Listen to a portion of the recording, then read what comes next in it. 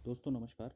इस वीडियो में हम जानेंगे ईश्वर चंद्र विद्यासागर जी के बारे में। ठीक है, सबसे पहले इनकी टाइमलाइन 1820 से 1891। ठीक, आगे चलते हैं। राजा राममोहन राय के कार्यों को इन्होंने आगे बढ़ाया। इनका प्रमुख कार्य क्या था कि राजा राममोहन राय जो समाज सुधारक थे उनके कार्यों को इन्होंने आगे बढ़ाया। इनकी उपाधि क्या थी? विद्यासागर। देखिए इनका नाम है ईश्वर चंद्र विद्यासागर, तो विद्यासागर जो है इनकी उपाधि थी। और ये किसने दिया था? संस्कृत कॉलेज और कोलकाता की तरफ से मिला था। संस्कृत कॉलेज कलकत्ता की तरफ से मिला था और इसी कॉलेज में इन्होंने पढ़ाई की थी। यानी कि जिस कॉलेज से उन्होंने पढ़ाई की उसी कॉलेज ने इनको यह उपाधि दी थी विद्यासागर की। देखिए इनके बारे में एक कवि हैं माइकल मधुसूदन। ठीक है, कवि हैं माइकल मधुसूदन दत्त। उन्होंने एक बात कही थी, ये इंपॉर्टेंट है। ये कभी परीक्षा में पूछ सकता है कि ये उक्ति किसके बारे में कही गई है। देखिए क्या लिखा है इसमें?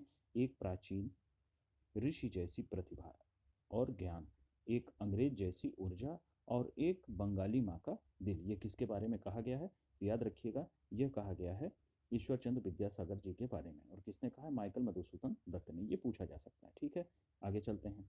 इसमें देखते हैं कि संस्कृत कॉलेज के प्राचार्य थे। ठीक है, संस्कृत कॉलेज ये 1850 में इसके प्राचार्य बनते हैं। और संस्कृत पढ़ाने के लिए इन्होंने नई पद्धति विकसित की। देखिए इंपॉर्टेंट है, ये पूछ सकता है कि किसने संस्कृत पढ़ाने के लिए नई पद्धति विकसित की थी।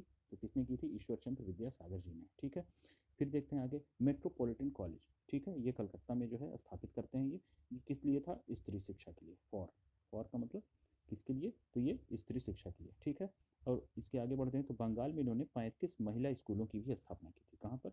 बंगाल में। ठीक है, ये सवाल पूछा जा चुका है।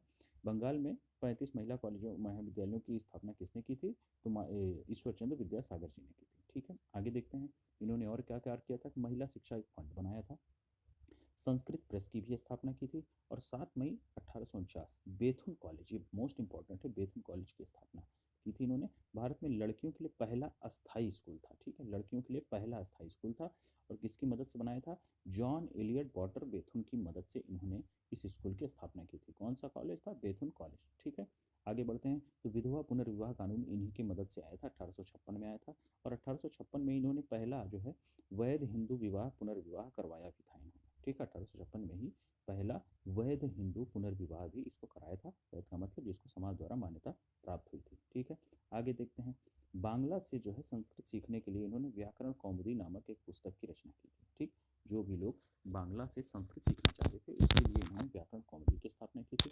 ठीक है, फिर संस्कृत शिक्षा के लिए जो गैर ब्राह्मण विद्यार्थी थे उनको भी प्रवेश दिया। ठीक, अब प्रमुख पुस्तक में देखिए ये इंपॉर्टेंट है, इसमें इन्होंने वर्ण परिचय, कथामाला, चरितावली की स्थापना की थी। इनकी प्रमुख पुस्तकें हैं। ठीक है, वर्ण परिचय, कथामाला और चरितावली।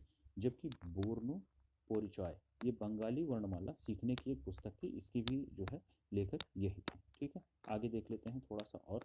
सोम प्रकाश, सोम प्रकाश भी इनकी एक पुस्तक है, ईश्वर चंद्र द्वारा के ही प्रकाशित होती थी, एक साप्ताहिक पत्रिका थी। ठीक है, सोम प्रकाश जो है क्या थी? एक साप्ताहिक पत्रिका थी।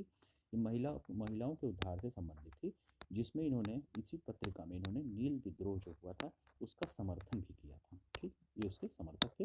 तथा एक फैक्ट और है कि बाल विवाह और विधवा बहुविवाह की इन्होंने आलोचना भी की थी। धन्यवाद।